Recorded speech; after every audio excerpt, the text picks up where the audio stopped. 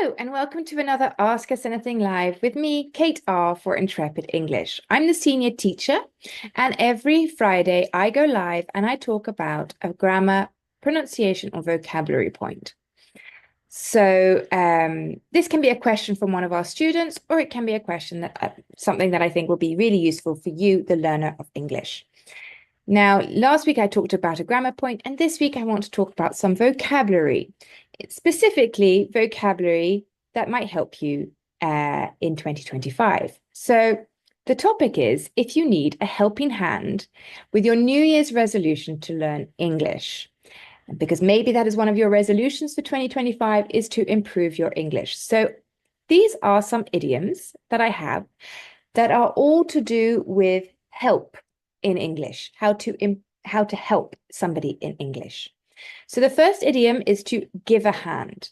To give a hand means to help or assist somebody. So for example, can you give me a hand with this difficult exercise? I don't understand it and I need some help. The second idiom is to give someone a leg up. Now, technically, it can also mean when you put your two hands together and you help somebody, for example, jump over a wall.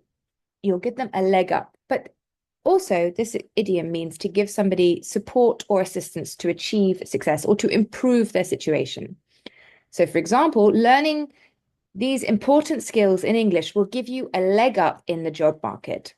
The next idiom is to pitch in. This is a great idiom, and it means to contribute or help with a task or activity. So yesterday I went to a little afternoon party here with some local friends, just an afternoon tea, and we all pitched in at the end and cleaned up after the party. So we all helped tidy up the living room so that it wasn't just the person whose house it was who had to do all the tidying. The next idiom is to lend a helping hand. Now that is to give help or assistance when needed. So for example, our old neighbor, he was such a kind neighbor. Who always lent a helping hand in times of need. The next idiom,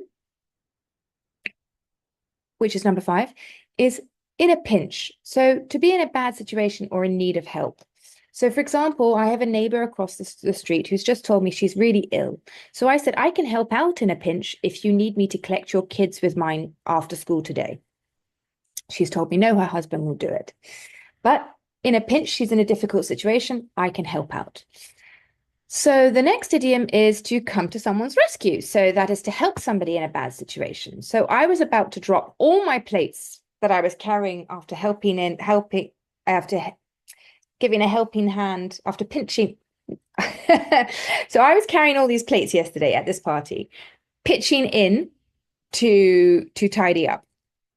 And I was honestly about to drop them all when my husband luckily came to my rescue and took the plates off my hands, because otherwise they were about to all fall on the floor. So that is to come to someone's rescue. The next is to hold someone's hand. That is to support, help, or guide someone, especially by giving sympathy or moral support. So for example, I have a friend and I recently told him that I will be there for him to hold his hand through this really difficult time after losing his sister. You can also be a shoulder to cry on. That is to be someone who is willing to listen sympathetically to someone's problems.